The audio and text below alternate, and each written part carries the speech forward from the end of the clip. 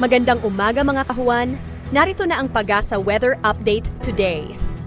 Sa kasalukuyan ay wala tayong minomonitor na bagyo or low pressure area na maaaring makaapekto dito sa ating area of responsibility. Ngunit malaking bahagi pa rin ng ating bansa ang nakakaranas ng mga pag-ulan na dulot ng shear line at ng amihan. Kung saan meron pa rin po tayong mararanasan ng mga moderate to heavy at kung minsan ay mga intense na mga pag-ulan dito sa Southern Luzon, Visayas, maging sa ilang bahagi pa ng Mindanao. So patuloy pong pag-iingat para sa ating mga kababayan dyan sa banta pa rin ng mga pagbaha at pagguho ng lupa. Samantala, magiging maulap din po yung kalangitan na may mga kasamang pag-ulan sa malaking bahagi ng Northern Luzon, maging dito sa may silangang bahagi ng Central Luzon, dito sa Metro Manila at maging sa mga karatig na lugar nito, dulot naman po ng amihan. At nakikita natin in the next 2 to 3 days, ito pong amihan at ang shear line ay patuloy pa rin magdudulot ng mga pag-ulan, lalong-lalo na dito sa silangang bahagi ng Luzon at Visayas, maging sa ilang bahagi pa ng Mindanao.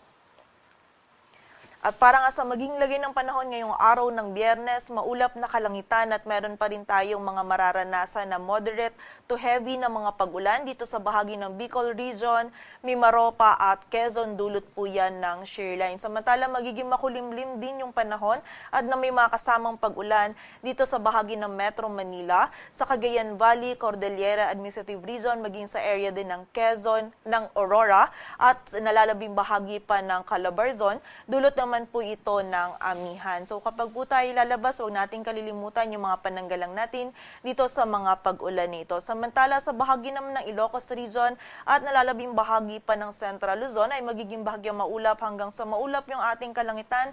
Meron tayong mararanasan lamang na isolated na mga may hinang pag-ulan or pag-ambon na dulot pa rin ng amihan. Agad ang temperatura dito sa Metro Manila ay mula 23 to 30 degrees Celsius.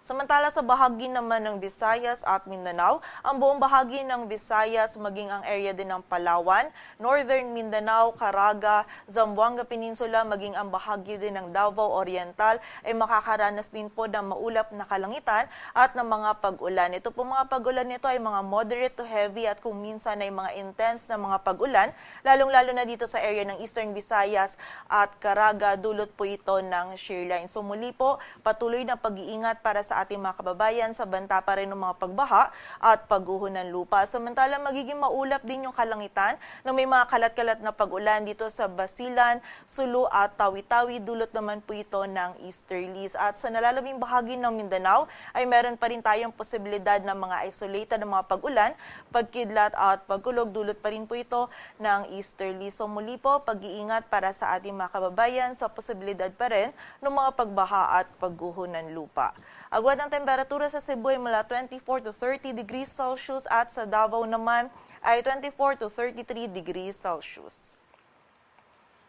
At dahil po sa epekto ng shear line ay meron tayong pinalabas na weather advisory kung saan ngayong araw ay meron po tayong mararanasan ng mga heavy to intense na mga pag-ulan sa area ng Sorsogon, Northern Samar, Eastern Samar, dito rin sa bahagi ng Southern Leyte, Dinagat Island, Surigao del Norte at Surigao del Sur. Samantala, moderate to heavy naman po yung mga pag-ulan sa Palawan, Oriental Mindoro, maging sa bahagi din ng Marinduque, Quezon, Camarines Norte, Camarines Sur, sa area ng Catanduanes, Albay, Masbate, Aklan, Capiz, maging sa bahagi din po ng Samar, Biliran at Leyte. Samantala, bukas naman ay makakaranas pa rin tayo ng mga moderate to heavy na mga pag-ulan dito rin sa bahagi ng Palawan, Oriental Mindoro, Romblon, Aklan, Capiz, maging sa bahagi din ng Masbate, Northern Samar, Samar, Eastern Samar, maging sa area din ng Biliran, Leyte, Southern Leyte, Dinagat Islands at Surigao del Norte, dulot pa rin po ito ng shear line. So muli po, pag-iingat para sa ating mga kababayan at pagiging alerto po. And makipag-ugnayan din po tayo sa ating mga LGU, lalo na po dun sa mga areas natin na prone sa flash flood at sa mga landslides, and also dun sa mga areas din po na patuloy pa rin nakakaranas ng mga pag-ulan simula pa nung mga nakaraang araw. And para naman sa lagay po ng dagat baybayin ng ating bansa, wala po tayo nakataas na gale warning. Ngunit ibayang pag-iingat pa rin para sa mga kababayan natin na maglalayag dito sa mga dagat baybayin ng Northern Luzon, maging sa silangang dagat baybayin ng ating bansa kung saan magiging katamtaman hanggang sa maalon pa rin po yung lagay ng ating karagatan.